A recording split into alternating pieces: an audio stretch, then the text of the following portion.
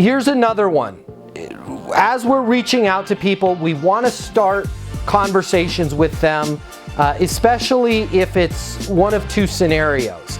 So it's, let's say you find somebody on LinkedIn, you're trying to build that relationship, you're trying to get them to have a discussion with you, or somebody has maybe filled out a form or a web request and they want information from us. The best way that you can get that relationship started in the right direction and have that relationship go down the road that you need it to go is if you have as a highest level of credibility as possible, okay?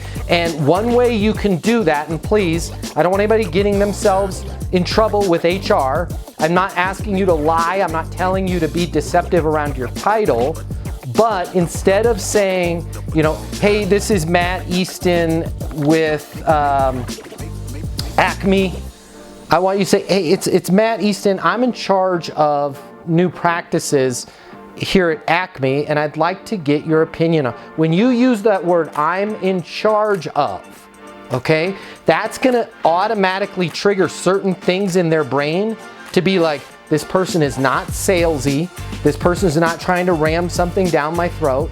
They want my opinion. They're not sure if it's for me. All those things that we just talked about. But I want you guys to play around with that a little bit